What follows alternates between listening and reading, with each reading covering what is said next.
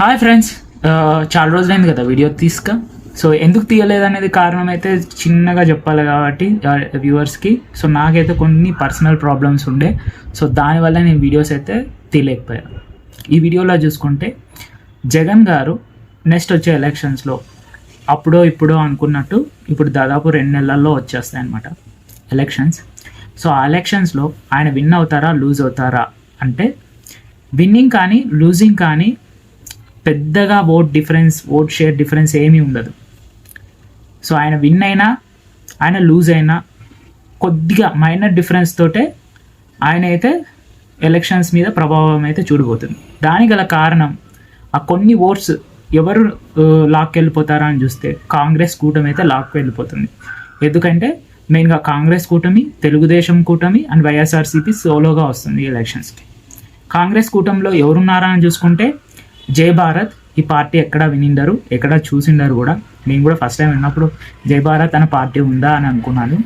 Next Aam Aadmi, next CPI, CPM, Congress. So వీళ్ళ కూటమి మొత్తం ఎవరి మీద ఫోకస్ చేశారా అంటే మెయిన్గా మైనారిటీస్ ఓట్లు అనమాట. ఎవరైతే ఉంటారో వాళ్ళ ఓట్లన్నీ చీల్చడానికి వీళ్ళైతే సాయశక్తులా పోరాడుతున్నారు.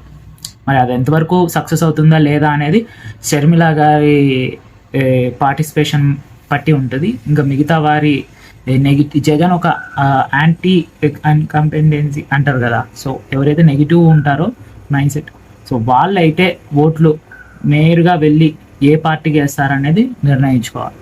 సో దాని మీద జగన్ గారి భవిష్యత్తు అయితే డిపెండ్ అవుతుంది. ఇంకా జగన్ గారికి నెక్స్ట్ ఓటర్స్ ఎవర్రా అంటే ఎవరైతే ఆయన పథకాల ద్వారా లబ్ధి పొందారో సో వాళ్ళు అనమాట. ఎవరైతే పేదవాళ్ళు పెత్తందారులు అంటున్నారో, according to YSRCP party only పేదలే నిజమైన జనాలు, మిగతా వాళ్ళు ఎవరు కాదు, మిడిల్ క్లాసు కాదు, అబవ్ మిడిల్ క్లాసు కాదు, ఓన్లీ పేదలే వాళ్ళకి కావాల్సిన మనుషులు.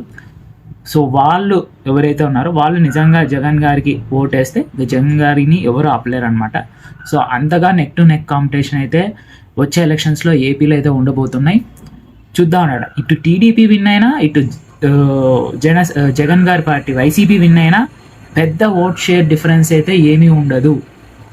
చిన్న మైనర్ ఓట్ షేర్తోనే డిఫరెన్స్ ఉంటుంది. అందుకే చంద్రబాబు నాయుడు గారు నార్మల్గా కూటమి కోసం ఎందుకు ప్రయత్నిస్తున్నారంటే దీనికోసమే, ఆ మైనర్ ఓట్ షేర్తోనే మనం ఓడిపోతామన్న భయంతో ఆయన కూటమికి అంగీకరించాడనమాట. సో నెక్స్ట్ చూద్దాం జగన్ గారు విన్ అవుతారా లేదా లూజ్ అవుతారా అనేది.